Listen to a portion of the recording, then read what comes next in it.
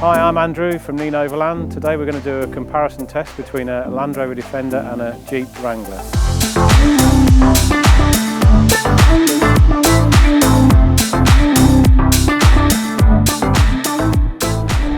Jeep Wrangler is very similar to a Land Rover Defender in an awful lot of ways. It carries a steel ladder chassis and live solid axles, coil suspension at each corner just like a Land Rover Defender would, and also has a body with a modular sort of design, which means it lends itself for all sorts of adaptations, just as we would have done over the years with the Land Rover Defender.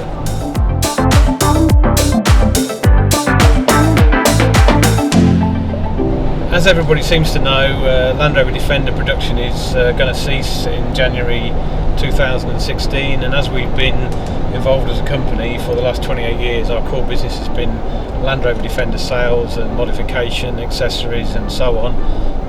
We needed to look at an alternative to offer our customers a new vehicle that's going to retain the same kind of design principles, and the Wrangler absolutely does. Driving this Jeep Wrangler, the cabin is a really great place to be. It has some fantastic standard features: multi-function steering wheel, cruise control, doubled-in sat-nav system with a nice Alpine speaker setup, bass speaker in the rear of the vehicle to give you a really punchy sound.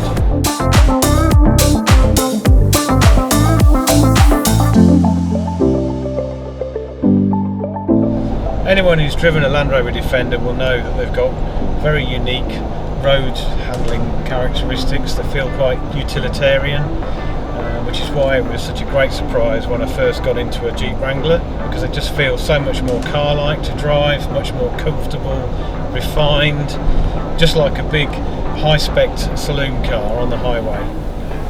The Wild Wrangler brand has given our customers the opportunity to enhance their Jeep, to make them truly unique.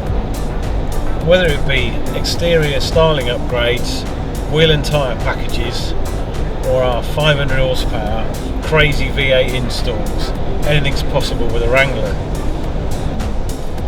We also offer AEV lift kits which allow you to take these Jeeps where you never thought possible. Speaking of which, let's see how this Wrangler performs in the quarry.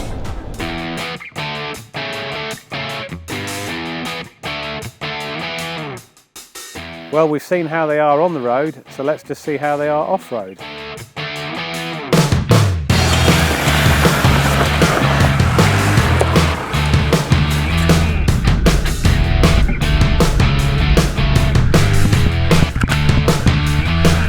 So here we are in the quarry, just having a great opportunity to see how the Wrangler compares to the iconic Defender, as we tackle this quite tricky little hill climb.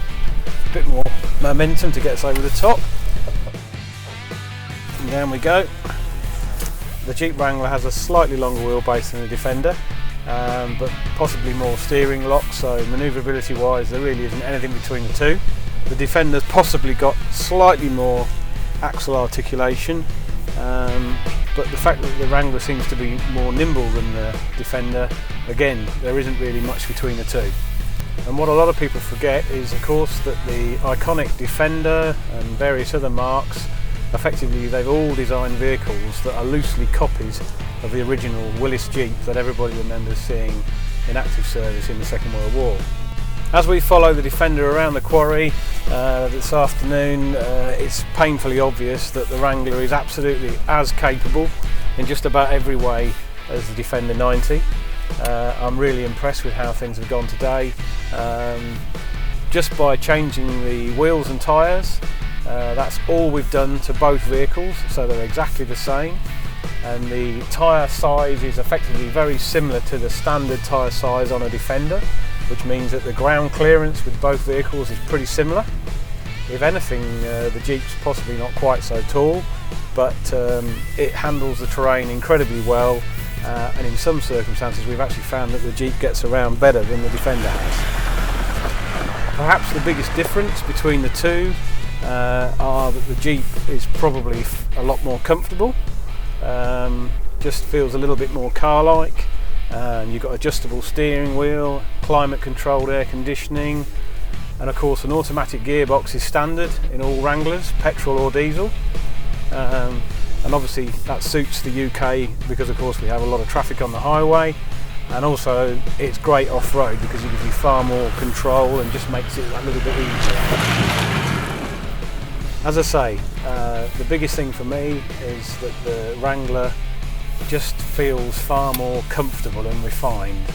For somebody that would want to use it as an everyday vehicle, to maybe go to the station and leave it and get the train into London or to their job of work, wherever it may be, and then also have it as a great family vehicle for weekends, and also the opportunity to go out and get involved in club scenes and go off-roading and camping and seeing parts of the world and so on. It really does lend itself, because it's amazing how civilised and car-like the Wrangler is on the highway, but still incredibly capable off-road. Now we've seen it on and off-road, who knows, maybe the new Defender might just be a Wrangler.